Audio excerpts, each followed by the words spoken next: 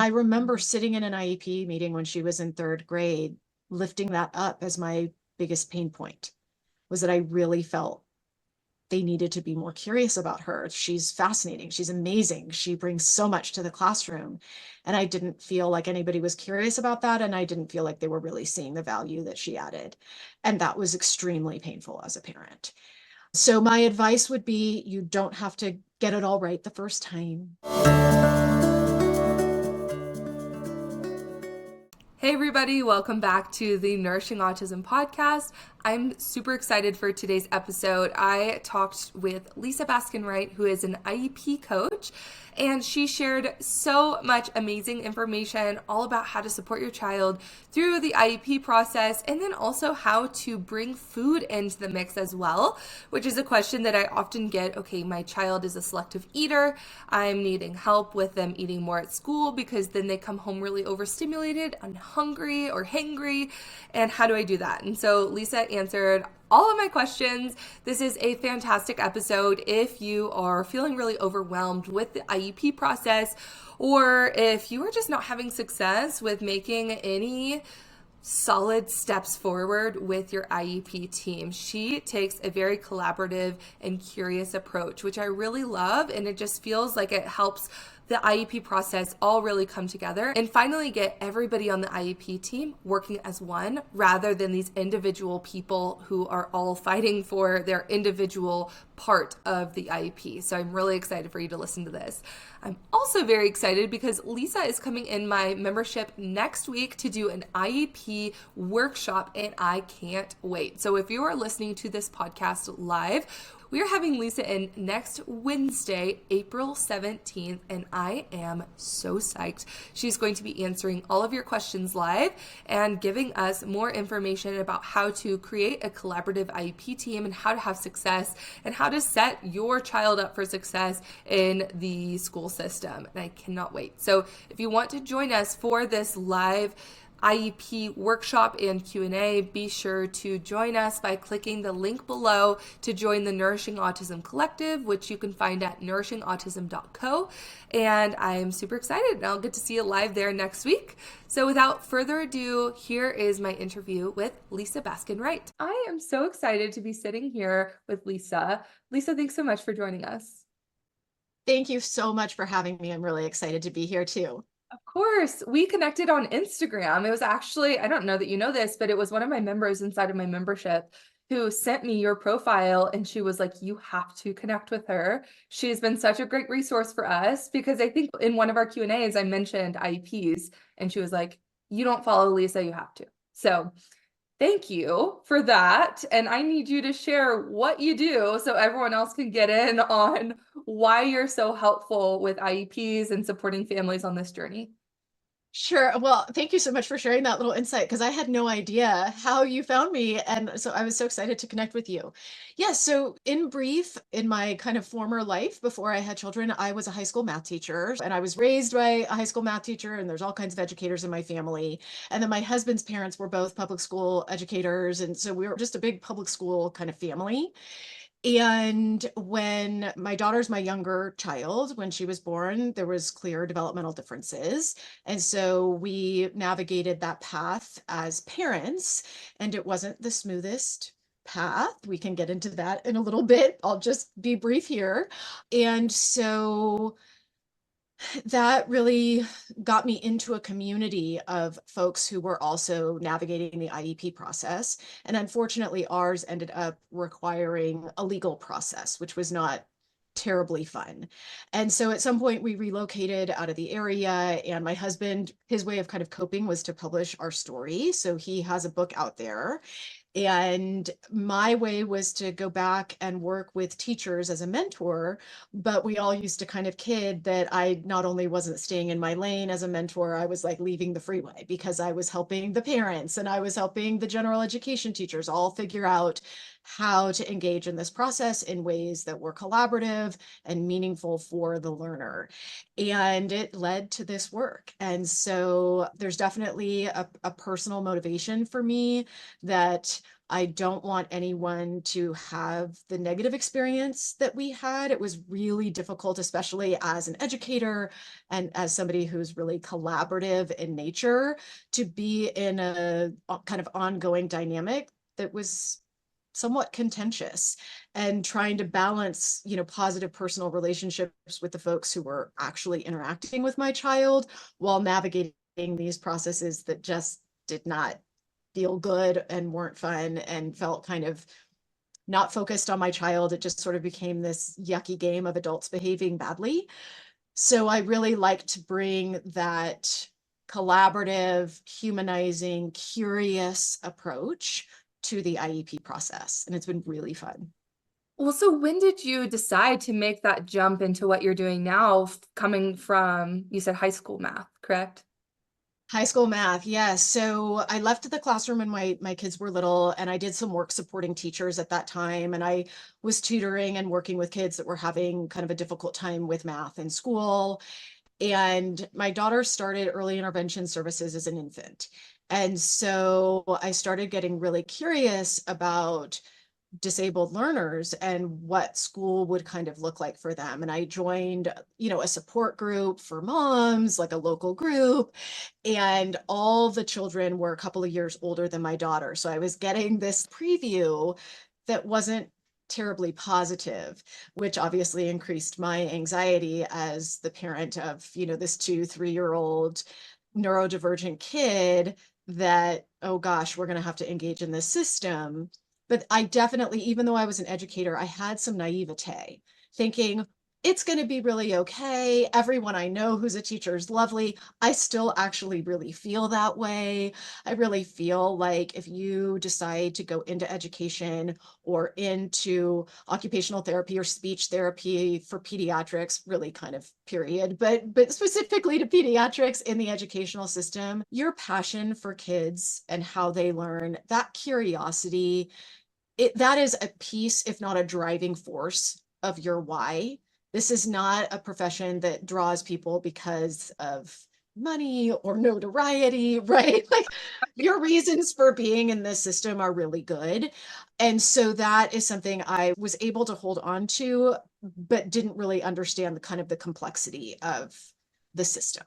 Ah. And so we were met sort of face on with that complexity, and it took me kind of a long time to realize it wasn't kind of person specific, it was system specific, and that the system itself really wasn't designed for these kids. And it's tough to navigate. And it really wasn't until I stepped out of it and we moved out of the area, and my daughter actually went to non-public schools for a little while, and I started working as a mentor, that I was able to get back to that place of really recognizing that not only are parents and caregivers navigating a deeply flawed system, so are the educators and the service providers within that system. And Yes. so how do we sort of acknowledge that common ground and move forward with curiosity from there, instead of seeing it as this adversarial kind of process? And that's, I think, what drew me to you a lot online, because you are approaching a lot of things out of curiosity and collaboration. And that is going to be what actually makes a difference and like moves that needle to get the child the support they need. I want to back up for a second, because I want you to tell us what an IEP is. I think a lot of parents probably listening to this know, but for those people who are maybe early on in their journey, or their child hasn't had an IEP yet and they may benefit from one, I think this would be really helpful. Yeah, absolutely. So an IEP stands for an Individualized Education Plan. Some people refer to it as an Individualized Education Program. Mm. Same concept. And so it's a process that is separate from kind of a medical diagnosis. So you may have gone through with like a neuropsych or a developmental pediatrician or a clinical psychologist and received an autism diagnosis through that pathway, which is different than engaging with your school district. And that's a confusion point for a lot of people. They'll say, well, my child's been diagnosed autistic, so they should get the services. And the schools will say, we have to go through our process because we're looking at eligibility criteria within the IDEA. And the IDEA stands for Individuals with Disabilities in Education Act. It's the federal mandate that kind of governs special education. So this individualized plan, there are 13 categories that a student can qualify for. Each category has its own eligibility criteria. So there is an autism eligibility criteria. There's specific learning disability, speech language impairment, other health impairment, deafness and blindness. There's 13. I'm not going to go through all of them. Intellectual disability is one. But they each have their own set criteria. And so the team will do a comprehensive evaluation. I would recommend, if you have not started this process and you feel like your child would require that direct support in school, that you make that request in writing. Having just a verbal exchange isn't necessarily going to get those wheels turning in motion. So you want to, reach out to the administrator, reach out to the district person, depending on the age of your child. You can always reach out to the district and say, my child is turning 3. They've been diagnosed autistic.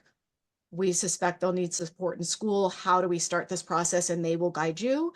If your child is older and they're already enrolled in school, you reach out to the administrator, to the school psychologist. It can be to the special education teacher with the same kind of, these are my concerns. This is the diagnosis my child has. Your child doesn't need a diagnosis. I was about And to ask because I know some people are like, well, I'm on the wait list. And then there's people who are also saying my child has an educational diagnosis of autism. And so I wanted you to touch on that as well while you're answering this. exactly. I wanted to make sure that I was being clear. You do not need a medical diagnosis in order to meet eligibility criteria within the schools. And I think I somewhere have a post about this on Instagram. There's really no such thing as an education diagnosis of autism. There's educational identification. Mm. Like you've met that eligibility criteria. So your child may be eligible under autism, but that's not the same thing. They're looking at different criteria, and it's not within the scope of practice for a school team to diagnose a child with anything. They're identifying if a child meets the eligibility criteria within their system, within the confines of the IDEA. That makes a lot of sense. And I haven't heard it explained that way. Obviously, it made sense to me that if you have an identification in school, but I always just hear the terms educational diagnosis used. Obviously, you can't qualify for medical services that way, but I always just wondered what that really meant. So it just means that it's Right. qualifying them for services through one of those 13 sectors on the IEP. Okay, got it. Yes. And it goes the other way. So some families think, I have this letter from my child's neuropsychologist or from my child's pediatrician, and the recommendation from the prescribing doctor is an IEP. Well, a doctor can't prescribe an IEP. They are separate processes. You can sign a release of information for, say, the school psychologist to have a conversation with your neuropsychologist or your clinical psychologist or anybody on your support team for them to be able to collaborate, which is a lovely thing. But getting a letter from a doctor doesn't prescribe an IEP. They have to go through their own process. Got And it. I know for some folks, they think, well, gosh, I'm on the wait list in this medical arena. Does that mean I need to wait to start the school process? And the answer is no, because you don't need the medical piece in order to engage the school piece. They are separate. I think that's really important for people to understand because waitlists can last forever. I mean, you can be on a waitlist for a year or more. And to be able to qualify for an IEP, you don't need any of that just to go through the system and to be able to get those supports earlier when maybe you're waiting on all of the other medical supports is really, really beneficial to be able to get that kind of support. Yeah, absolutely. So tell me what all can be included in an IEP. So when people get an IEP, obviously there's no one size fits all, but I want you to talk about what could possibly be included in the IEP, what kind of supports and services. So this is going to sound so hokey, but the I in IEP really truly does stand for individualized. So within the school setting, speech therapy can be provided, occupational therapy, physical therapy, counseling services or psych services. This is a nutrition, that's your focus. And the folks that are listening to you have kids who are struggling with nutrition and feeding and all of those things. Absolutely, accommodations around food can be written into an IEP. So an IEP is this really comprehensive document, and it's kind of this A to B to C to D process. So if just a quick overview of walking somebody new to it through the process would be, you make this initial request. They have to get your written consent, regardless of which state you are in the country. They need written authorization to actually evaluate your child. It's 60 days usually is the timeline for from signature to holding that meeting. At the meeting, you discuss present levels, eligibility is determined. Once eligibility is determined, you move into goals. So there are specific goals within a learner's IEP that the team is going to track data on, track progress on, and those goals are going to then determine the services, whether that's speech, OT, physical therapy, whatever. There is also a section for accommodations. So accommodations are anything that doesn't alter the curriculum itself. So it can be more time. It can be a particular place that a learner sits in a classroom. It can be sensory accommodations, which can loop into nutrition and food. The one thing I really want to lift up, because it's too common that it happens in school, and I really always recommend against it, but particularly for kids who are struggling with feeding, is food should never, ever, ever be used as a reward. Amen. I was so excited to hear what you were going to say, and I really hope that was what it was. Yep, totally agree. Can you share why you believe that? I have lots of reasons for believing that. One, just sort of personally, my daughter's now 18, but when she was younger, every single provider used food as a reward with her, with the exception of one. And for our kids who have differences in their interoception and are already struggling to figure out those cues for hunger and satiety, we're interrupting that cycle when we're just sort of indiscriminately throwing food. We're also adding kind of a temperature to food, right? Like if you're good, you get this thing, and if you're bad, you don't get this thing, right? We don't need to be assigning any emotional temperature to food. Completely. Not that boys can't have dysmorphia and body issues as they get older, but it is really common for teenage girls to be very body conscious and, uncomfortable in our skin. I think a lot of us, neurodivergence or not, experience awkwardness in our bodies as we're going through puberty. And if we've interrupted that cycle with assigning a temperature to food and interrupting that interoceptive cueing, we're just creating a host of problems where there do not need to be problems. To Wow. me, it feels too much like dog training. I just can't stand it from start to finish. I think you raised some really amazing points. And I mean, I'm totally with you. Also, yes, what you said, we put this food up on a pedestal of this food is better than all the other foods and assign all this extra emotion behind it. And so what we see is that when we start using food rewards, especially for other foods, we start then developing a negative association with the food that we are now bribed to eat, and then really fixating on this other food.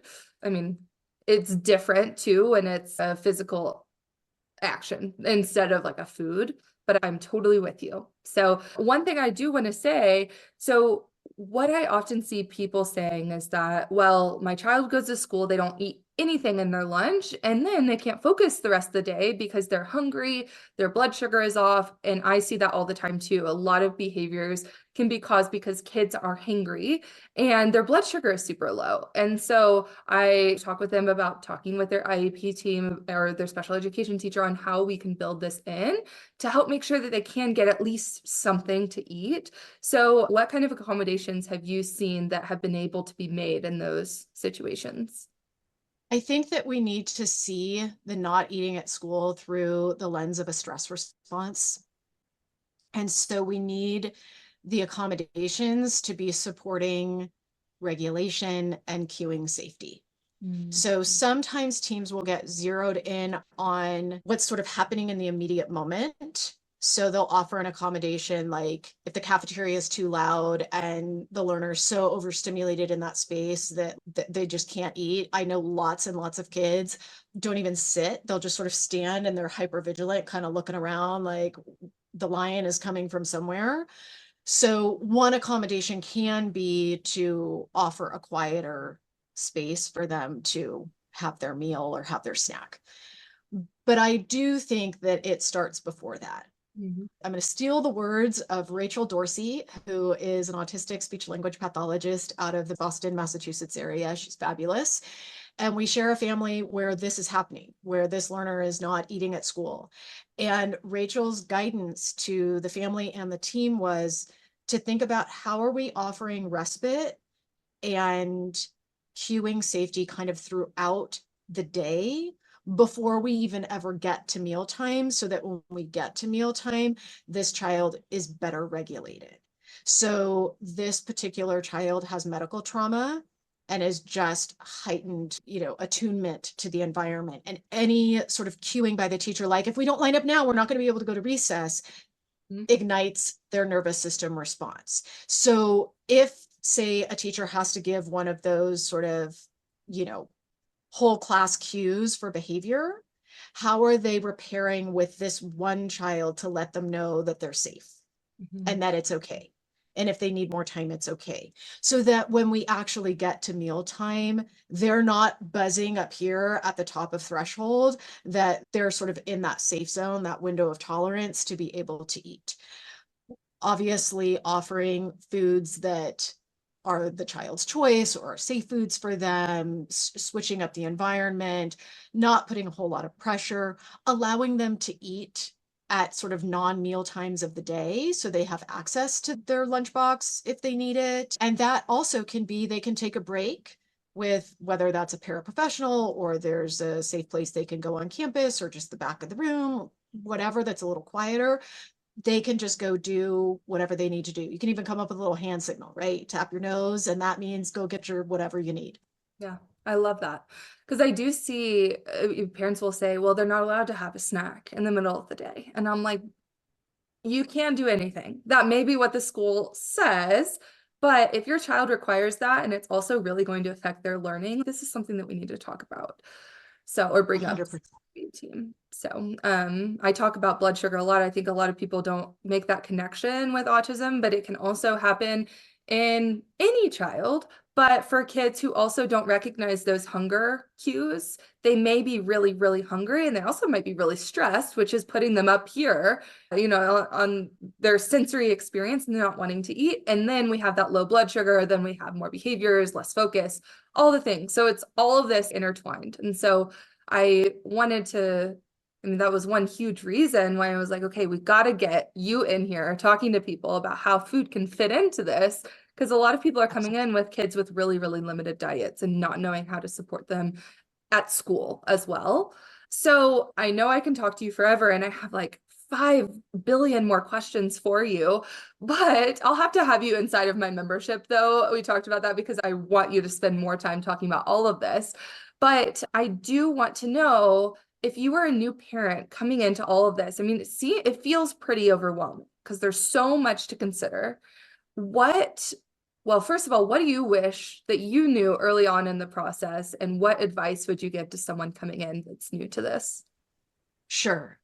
I think one of the most important things to remember is you don't have to get it all right the first time out of the gates. An IEP is a living, breathing document. It can be changed at any time.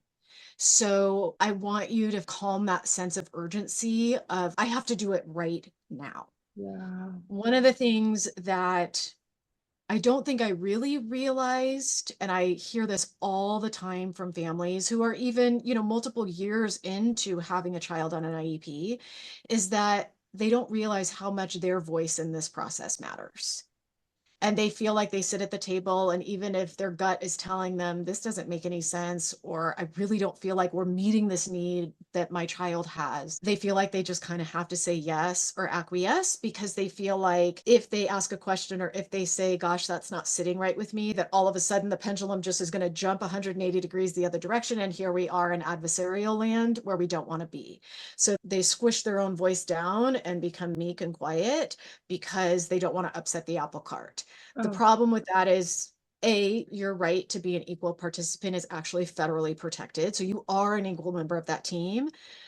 And the opposite of kind of keeping quiet isn't being adversarial, right? So there is this middle ground of just really being curious and learning together. I think in my early years at the IEP table, part of the reason why I focus so much on being curious is that's just my basic temperament. That's what drove me to a classroom. I'm just an insatiably curious person by nature.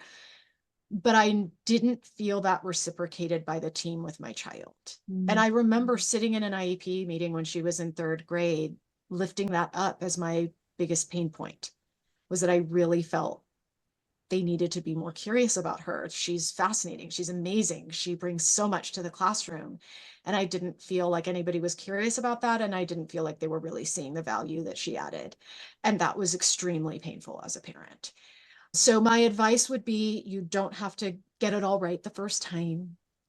And just like any healthy relationship, you don't have to be best friends with the people on the team, but in any healthy relationship, there's got to be space for you to be able to express yourself and have dialogue and lift up things that are concerning and collaboratively try to work through those things together. It doesn't have to jump to, I'm coming in, with my guns blazing and ready to fight. That feels so icky to so many people. And honestly, it doesn't really get us where we want to be in the process. So, just see it as a relationship that you're trying to have healthy dialogue. The people sitting on the other side of the table chose to be there because in their core, they do want what's best for your kid, even if it doesn't come across that way.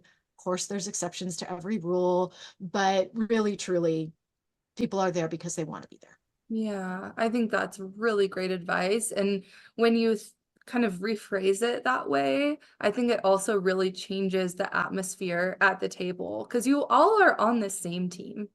You're all working for the same purpose. And I think sometimes parents can feel like it's, I'm on a team and you're on a team, and we're trying to figure out whose team is gonna win. Right.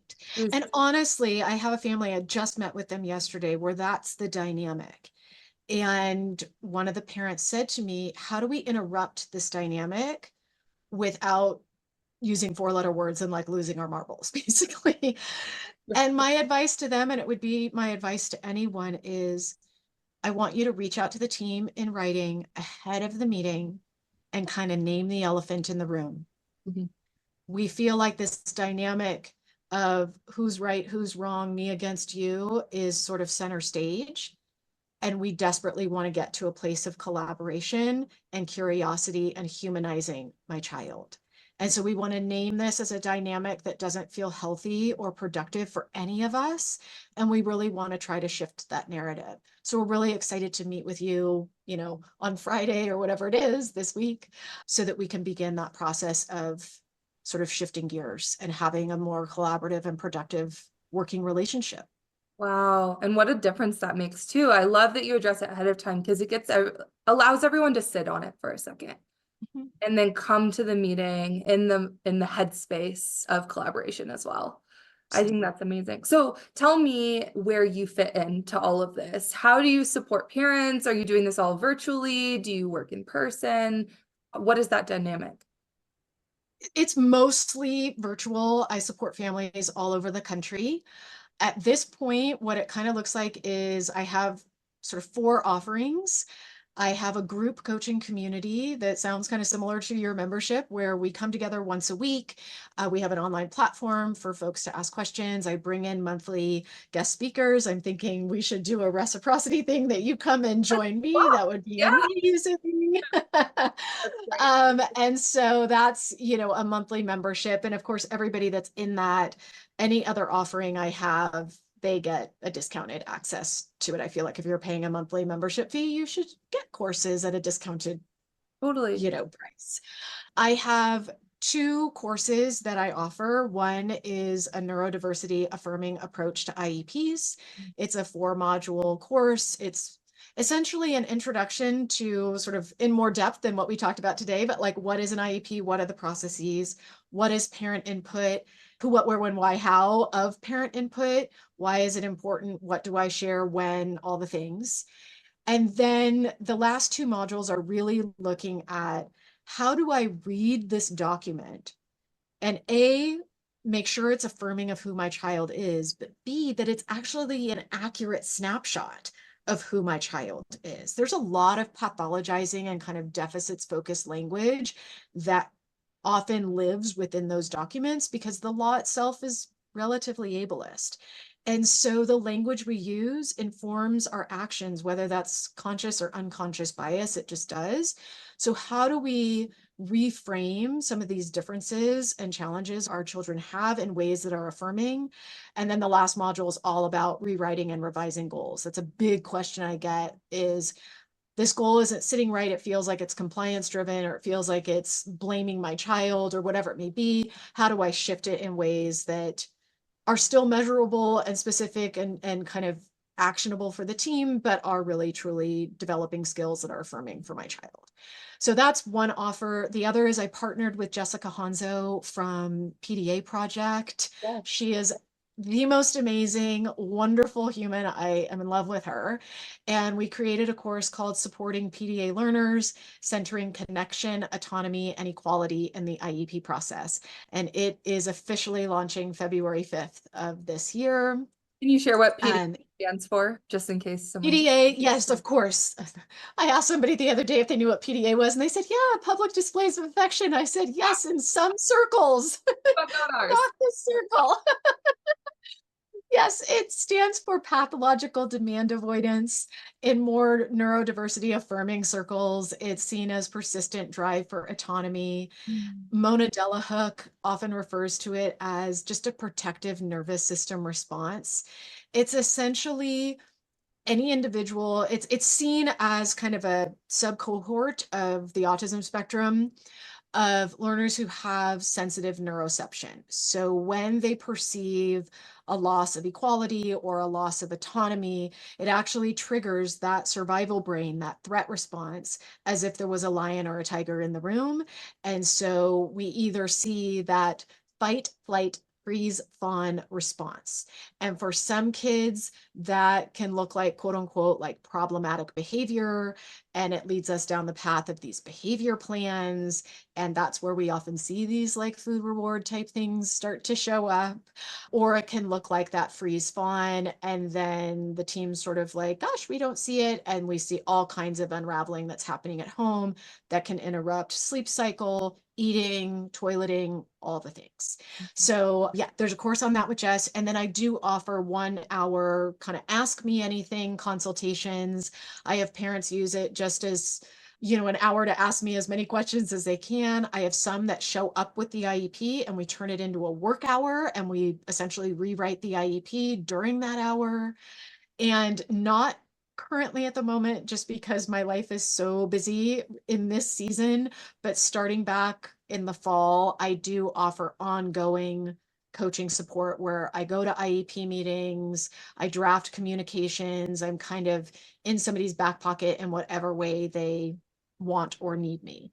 And so that offering will come back in the fall. That's so great. And I mean, this whole process, it can really feel like the team against you. And so I think a lot of parents feel very isolated in this process and kind of feel like they're flailing. So because you've never been through it before, again, like this is a whole completely new process. There's no guidebook. And so it's nice to have somebody on their team to be able to walk them through it and help them understand that they are a part of this whole IEP team as well. So I just think it's amazing that you're helping parents through this because I know it's an incredibly stressful thing going into. So tell me where people can find you. I will be sure to link you in the show notes so everyone can connect with you there. But where do you show up on social media the most, and where can people find all of your resources? I show up on social media the most on Instagram. My handle is at Lisa Baskin-Wright. And my website is where you can find, I have several free resources, including a template for an All About Me page, where that one page, this is who my kid is snapshot. I have a list of neurodiversity affirming resources on that page that's also free to download. And that's where all the courses and the 1-hour consultations and the group community, all that stuff lives on the website. And that is lisabaskinwright.com. Awesome. I will link those for everybody. And thank you so much, Lisa, for coming. I have so many more questions floating in my head that I want to ask you. So we're going to have to figure out how I can either have you back on the podcast or how we can swap and be in each other's memberships. So thank you so much for sharing all of this info. And thanks for everyone for listening as well. I learned so much. And I already felt like I knew a good amount about the IEP process because my brother, had one through his whole experience through public schools. And so, but this is a whole nother level of understanding. So I really appreciate you. Well, thank you so much for having me. And I'm excited to join you in whatever venue feels best to you and your community. Awesome. Thanks so much. Thanks everybody for tuning in. Thanks so much for joining me for another episode of Nourishing Autism. If you enjoyed this podcast, I'd love to invite you to join us inside of the Nourishing Autism Collective, an empowering and supportive community for moms of kids on the autism spectrum to get nutrition and picky eating support from me and my team of autism dietitians, access my autism nutrition library, explore hundreds of kid-friendly recipes, connect with other moms on a similar journey, and learn from top autism experts like occupational therapists, speech therapists, and more. Come join us at nourishingautism.co. Also, if you enjoyed this podcast, I'd be so grateful if you shared it with a friend and gave it a 5-star review on Apple and Spotify podcasts so I can spread the word about nutrition for autism and reach more amazing families like you. See you next time.